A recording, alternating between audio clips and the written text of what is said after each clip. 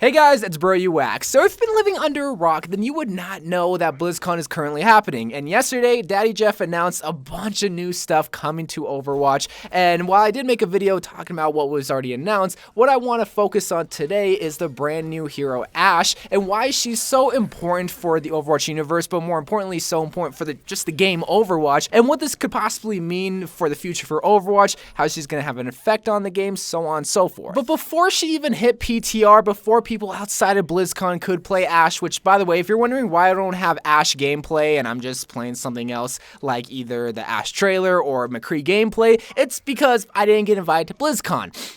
Because I'm not cool enough. Blizzard, can I get invited next year? All right, let's make sweet love at BlizzCon. That being said, I don't want to make it seem like I'm claiming to be an Ashe expert, like I know the ins and outs of her. No, I know just as much as you. However, one great thing about Ashe is I feel like she's one of the most straightforward heroes as terms of how she's supposed to be played, since she is this high-skilled hero, and it's all dependent on the player skill. There's that straightforwardness that I feel like has kind of been missing with recent heroes as of late, with Hammond and Moira and Brigitte, where those heroes, there's that need of quality time spent between the hero and the player for the player to really understand how this hero works. When it comes to Ashe, it's all dependent on the player's skill. If you're great mechanically, you're going to catch onto her real quick. When Hammond dropped, when he first got announced and was released on PTR, there were so many aspects that you really had to learn and really had to get down to really understand how the little hamster guy works, because you had to really learn how the transforming works, but also learn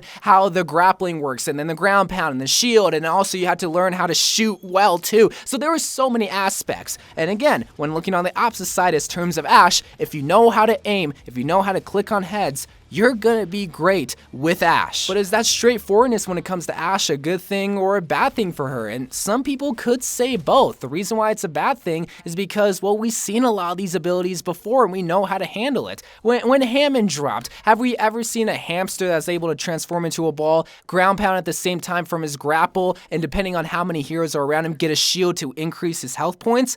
We haven't seen that before, and it wasn't straightforward to how to play Hammond when he first got released. When it came to Moira, have we seen an alchemist being able to give off hefty amounts of heals while having a limited amount, so you have to deal out a lot of DPS to be able to regain that health? We haven't seen that before either. Now, granted, Moira was released last BlizzCon, so we've had time to adapt to her. But Brigitte, while Brigitte might be seen as this easy hero, have we seen a hero before that is able to heal the team depending on how much DPS she gives off? We haven't seen that before either, and people aren't really appreciative of this because it's so unique, and if they don't know how to handle that uniqueness, then they're gonna just cast them off to the side. When it comes to Ashe, point, aim, boom, they're dead. The best way I can simplify what I just said is, when it comes to Ashe, do you really think she's gonna heavily rely on her abilities? She could, I'm not saying that her abilities are completely useless, but you gotta think, she's modeled after McCree, and just because she's modeled after McCree doesn't mean that they're the same exact hero, but you also gotta think, when it comes to McCree,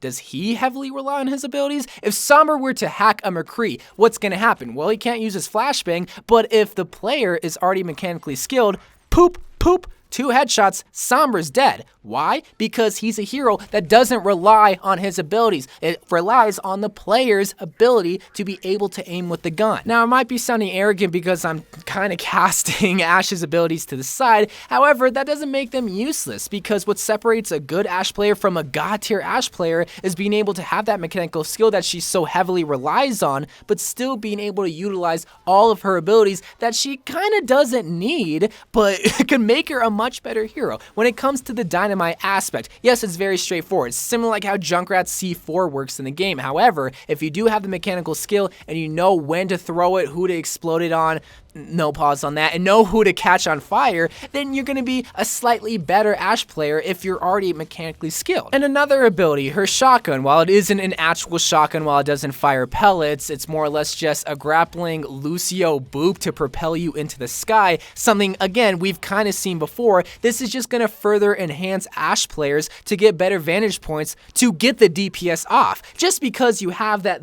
boop grapple doesn't mean that you're going to be a god tier Ashe player, because no, No, you still needed that mechanical skill to be able to aim, point, and click and shoot. But if you have that mechanical skill, the god tier Ashe players are going to utilize that to the fullest to get the most potential out of Ashe. And Bob, her ultimate. Bob, do something! While this is an amazing ultimate, definitely unique and made a lot of people fail No Nut November, it's not really gonna help you. Again, the whole point of me explaining this video is to really just show you why Ashe is important, but why she's not going to be game-changing as maybe as Brigitte was, because not everyone can pick up Ashe. Not everyone's going to be mechanically gifted if you don't practice. I want to preface that. Everyone can be mechanically gifted if you practice. If you don't, you're not going to see success in Ashe, especially if you rely on TNT or Bob or the Boop grapple or whatnot. No, because it's all centered around her primary form of fire. And I think that is something special, surprisingly, in the Overwatch universe. In a game where so many heroes rely on their abilities,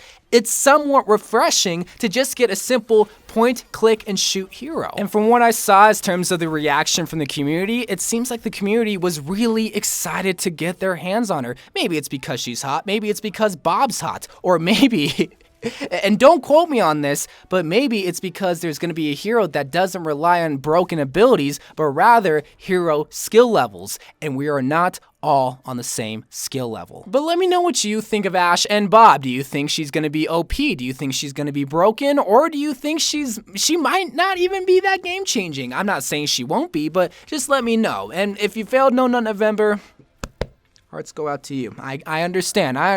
There. I love you guys. Thank you guys for watching. More Overwatch videos to come, and bye.